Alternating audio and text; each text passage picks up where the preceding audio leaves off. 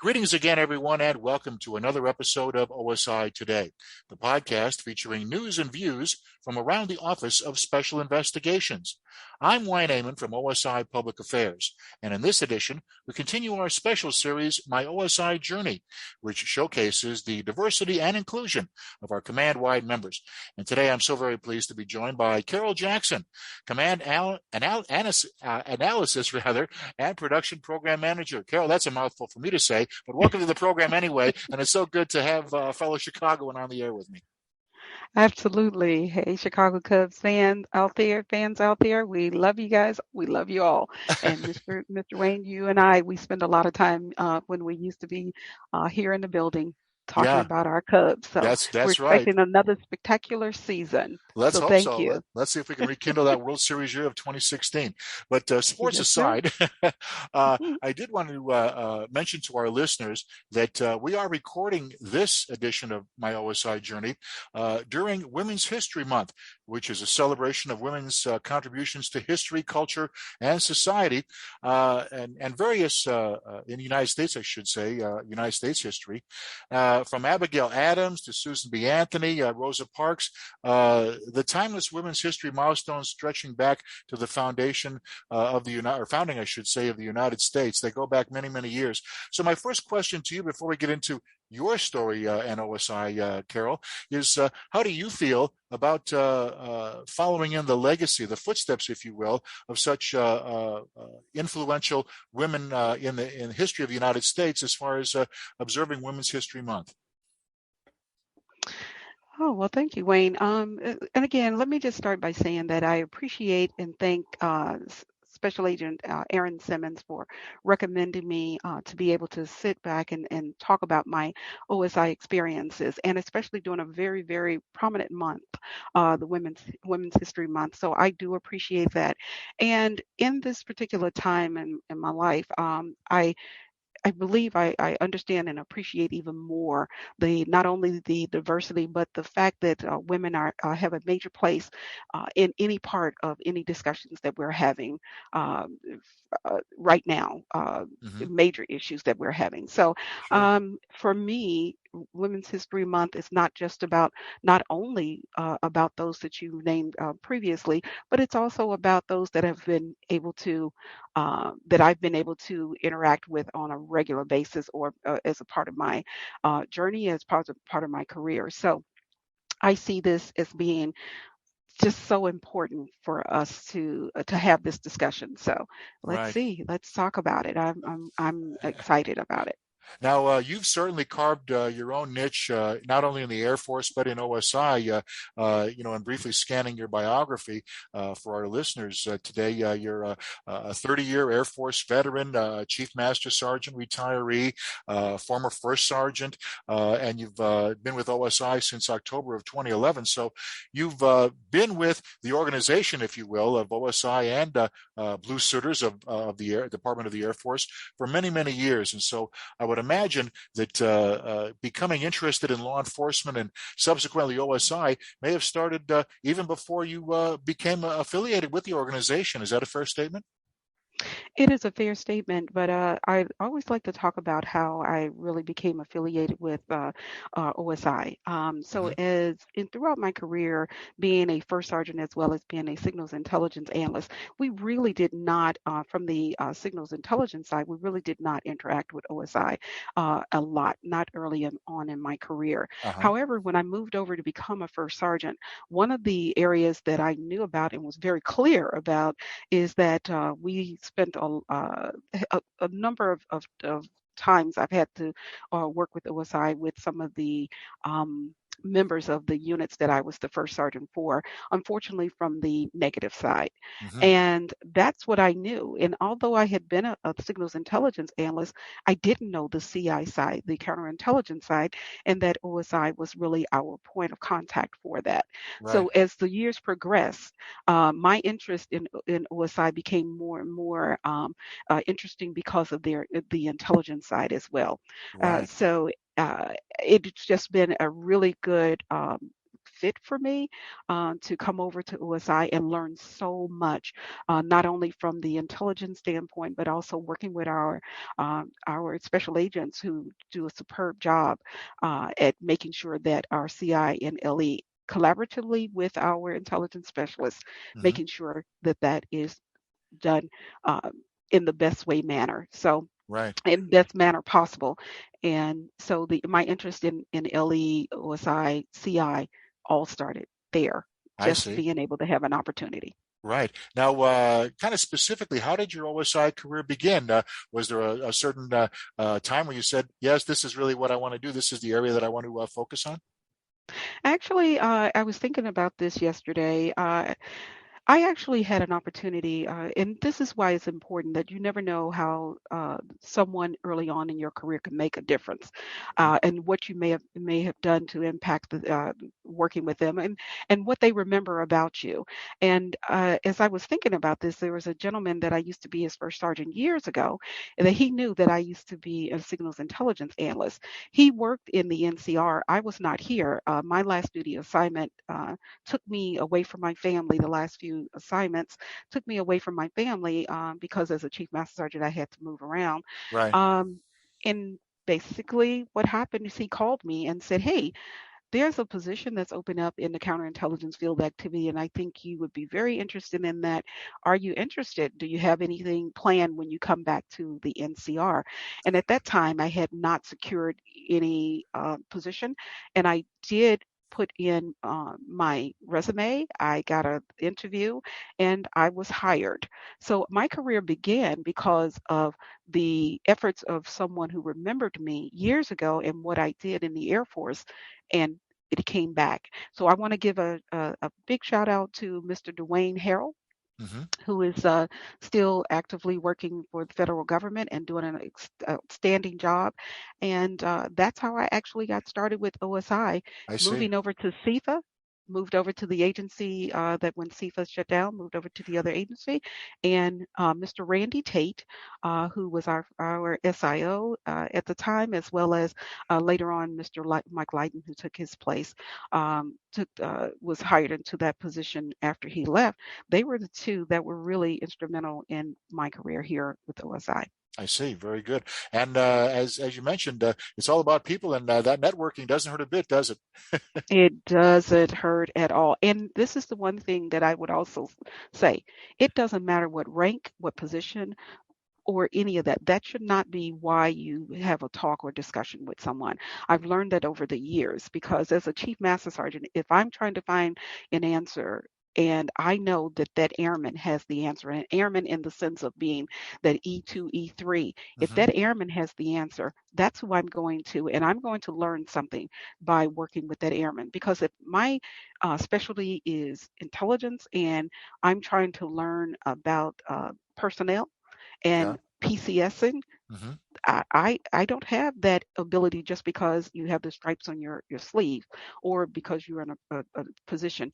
You need to go to that person and let them do what they do best, and that's how we Yeah. all have an opportunity to grow. I see. Very well said. Now, Carol, were there any challenges that you may have faced once you joined OSI? And if there were, how did you overcome them? Yes, there were several, and I won't say that they're small. I had to learn counterintelligence because of the fact it wasn't something that I did on a daily basis. Uh-huh. I also had to learn about working alongside and not necessarily working investigations operations, but working alongside agents Sure. because Sure. I came in on a program management position, which means that I'm learning from them as well as I'm hoping they're learning from me. Uh-huh. It's a two-way street. I had to learn what they've had to go through to get to where they are in Right. order to be as good as they were. I mean, I am amazed when I sit in to have an opportunity to be able to sit in some of the conversations with the intelligence specialists and the agents, and they're going over what to do next and what we've found from one perspective to the other. So Right. it's almost like I live vicariously through those that I've come across Right. to Right. be able to understand and better understand not only what it is that the agents and intelligence specialists have to do, but what does the personnelist have to do? What does the logistician have to do? What are those that work in warfighter? What do we all have to Yeah. do? Because Yeah. we have a common element, and that is to securely execute the OSI mission It successfully. seems like you have to almost be a human sponge, in other words. Is that about right? And I love it, and that's what I love because anytime I stop learning, it's that means I'm dead, and I'm not There you trying to go. get there. There you go. Everything will come soon enough. You're right. Exactly right. Exactly. Now, who or what inspires you to do your best in OSI? I know, off mic we were talking about the influence that your parents had, and they were very Mhm. instrumental in helping you along in your career path, I would imagine.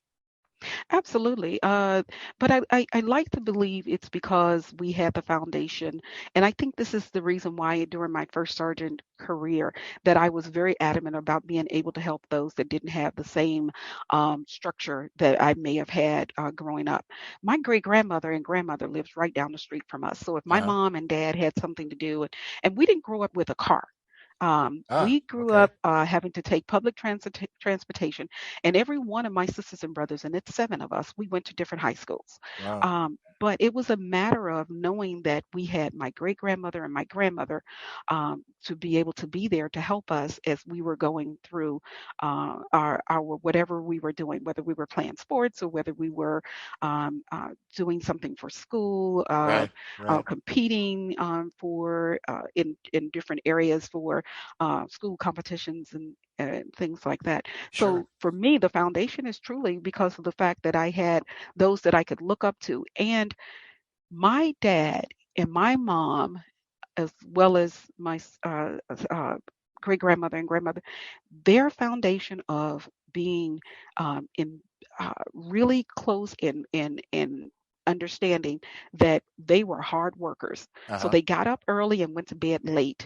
And sometimes I get someone asking me, "You sent the email at like 1 o'clock in the morning," and then I saw one at 6 o'clock, and that's because I don't require a lot of sleep. Although my husband says, "Can you go to sleep?" There you go. I don't require a lot Yeah, of we've sleep. all been there. Yeah. Okay. Yes, but that is really what my what I think it's been really great for me, and that is that they have inspired me to do my best in OSI, no doubt Uh-huh. about it. Now, that's from the family standpoint. I would say internal to OSI, actually just working with those that are willing to teach me something or to help me to better understand why we do things the way we do.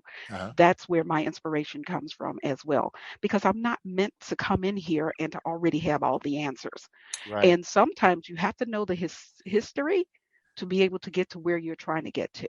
Oh, sure. Sure. And that to me is important because I don't want to miss something that is critical in a process, procedure, policy, or anything. I don't want to Hmm. miss that Yeah. without understanding there may have been history of why this did not get passed before or why we may have changed and went down another path instead of staying with this. So Right. I'm inspired by not only my family and my husband and our daughter and our grandsons. I love that. We will have to talk about that. I have altogether five grandsons. I Wow. call the other child of our grandson as well. But I have to tell you, the inspiration comes from having to be able to go home and knowing that everybody there is supporting me, knowing I can come to work and I'm supported, and knowing that if I need to reach out to friends and other family members, that they are there as well. That support system, you can't beat it. That's for sure. Mhm. Yes, Now, sir. what's the most gratifying part of your job with OSI, or are there more than one? The most gratifying part is knowing that at the end of the day, that you've made some difference. It doesn't have to be a major stride, a major difference, but the most gratifying part is that I've been having an opportunity to be able to do my job, and I'm being called to do multiple jobs right now at this time. And what I realize is that for I'm going to be able to still reach out to others, even though it may not necessarily seem like it, I am still able to reach out and get the support that I need. Hmm. So I have found that it's gratifying to know that you're not in this alone. Right, right. Yeah, definitely a team sport, no doubt about that. It Now, is. Carol, if you could do it all over again, hindsight's always 2020, but if you could do it all over again, is there anything you would change about your OSI career? Oh, yes, absolutely. And what would that be? What I a couple of things that I would change. I came in at 17 years of age because my parents could not afford to send me to college, or I didn't have the money to go to college. I was working, but I knew that it would be a major struggle to do what I wanted to do. Hmm. So I took the option of going into the Air Force straight out of college. But if I could do it all over again, if I was in the position to be able to do that, I would love to be able to go to college and to apply for our intelligence specialist Palace Acquire program. I I see. think that is a program that the Air Force offers where they bring in only 15 allocations per year, then that's spread throughout the IC, throughout the intelligence community, Right, for us to be able to bring in, and usually from OSI standpoint, we usually bring in two, possibly three per year, where we bring in those that uh, applied for the position, right. and we've interviewed them, and we bring them in, and they don't always have to have intelligence background already, and that's I what I see. like. You bring them in, and they're for 3 years that we have them here, and I have to say this, and it's no brag, but OSI is the best at the job of bringing in our intelligence specialists and getting them spun up to where we need them to be in Right. their 3 years after they go through training. And Hmm. so if I had a magic wand and I wanted to be able to do something back when I was 17, I would go to college, finish my degree, and apply. I didn't say I would be the one that would be selected, but Right, I would hopefully be able to be selected for a program such as our intelligence specialist Palace Acquire program, right. because you can't beat it. For the When we bring them on, they are intelligence specialists. Even if they haven't gone to school yet, we're teaching them. We are having them sit alongside some of the best senior intelligence analysts or operations officers or CI SMEs or agents. We're having them sit Yeah. right there to learn from the best. So Uh-huh. if we're able to do that, man, I only wish we could have 15 allocations just that's truly for OSI alone. Right. But we have been very successful with that. It kind of sounds like a Back to the Future episode for you if you went back in time when you were 17, but that's a story for another day. Yes. Carol, let's go into the future a little bit, shall we? As we segue into the next question, what direction do you envision OSI going into for the future?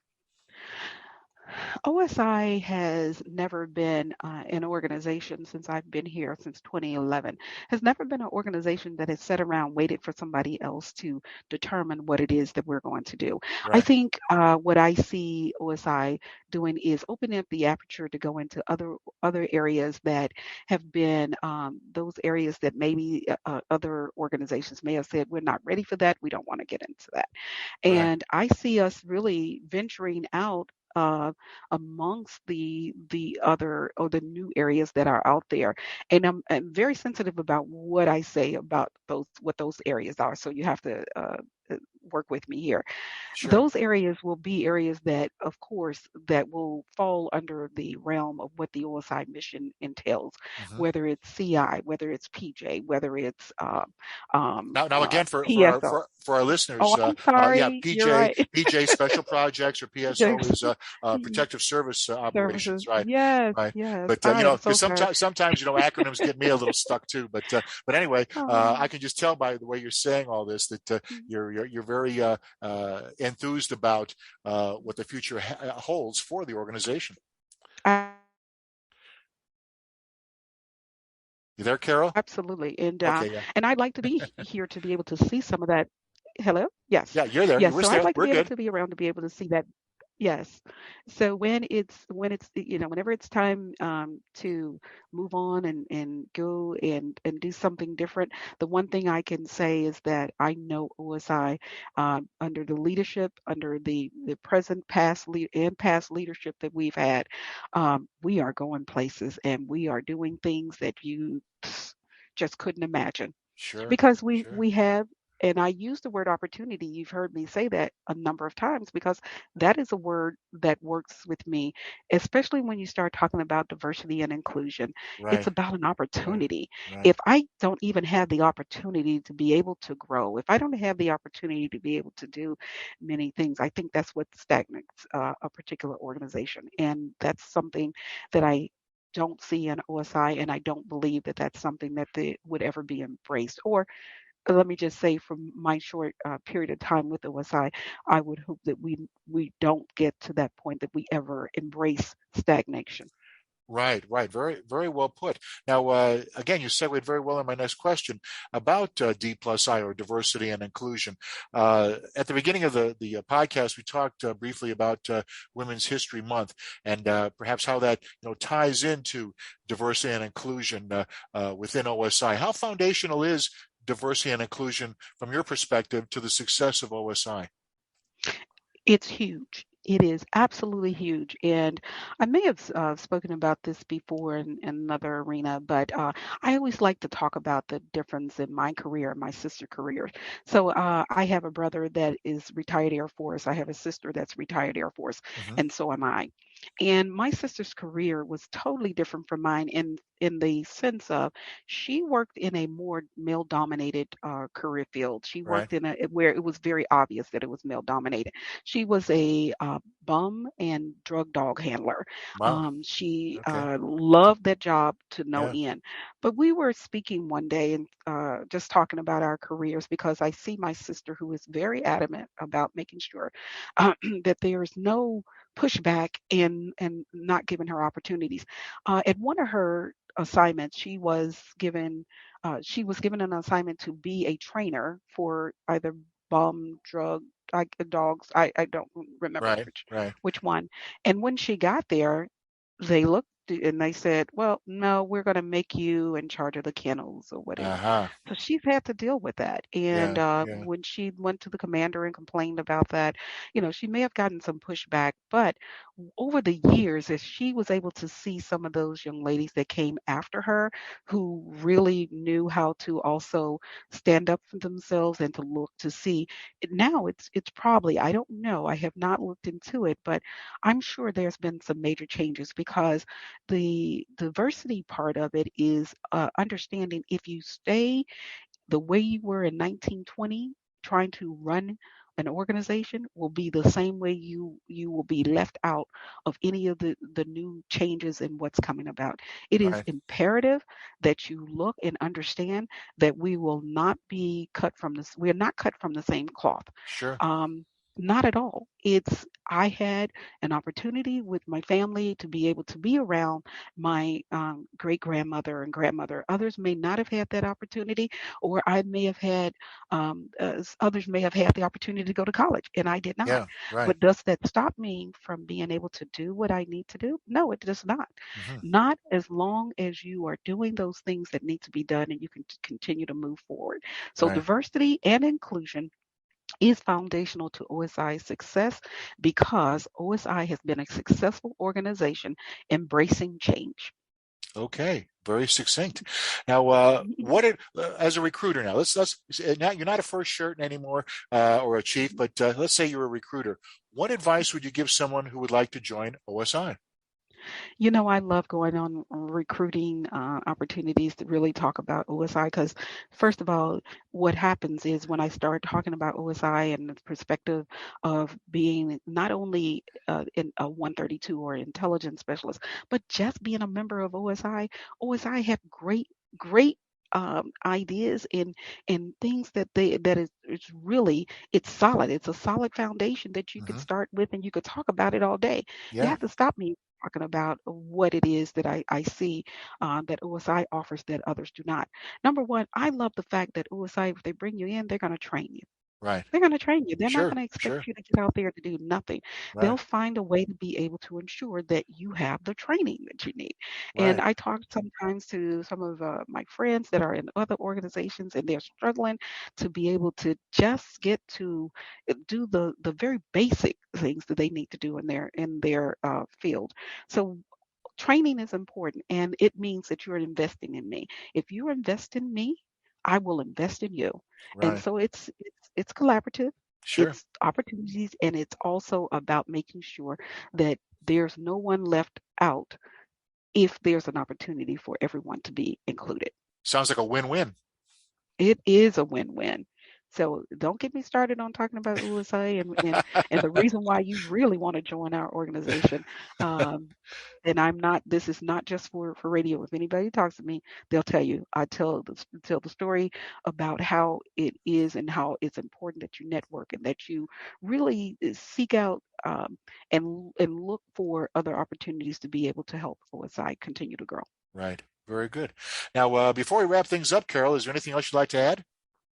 I'd like to add that once again, thanks to you and Agent Simmons for having me today, because today is just even though today is the end, signifies the end of the Women's History Month, it doesn't mean that things are going to change, and it doesn't mean that we're done with what we've had to do. We've come a long way, Right. and we will continue to move forward. But I would like to add that the more we spend time investing and also looking at other opportunities and looking at ways that we would be able to really just redefine and help to understand what it is that OSI offers to all. We will be an organization that will continue to be at the front. It will be in the lead as we've been and will continue to be. So open up, find out what's going on, and I would encourage all of us learn something else about those in other areas. Because although I may be an intelligence specialist, I cannot thank those who work in the personnel area who've taught me a lot. I can't thank enough those who came on board with me at the same time. Those that are still those that are coming on board now as uh, new hires. I just wish that it was more opportunities right now for me to be able to go back out once again and start really know and getting to know our intelligence specialist cadre. It's important for you to know what is important to someone else, not just to yourself. Okay. Our guest has been Carol Jackson, Command Analysis and Production Program Manager. Carol, thanks so much again for taking the time to be with us. It's always good to chat with you. All right. Thank you. I appreciate it. And thanks to all of you listening for tuning in. For OSI Today, my OSI Journey, I'm Wayne Amon saying so long for now.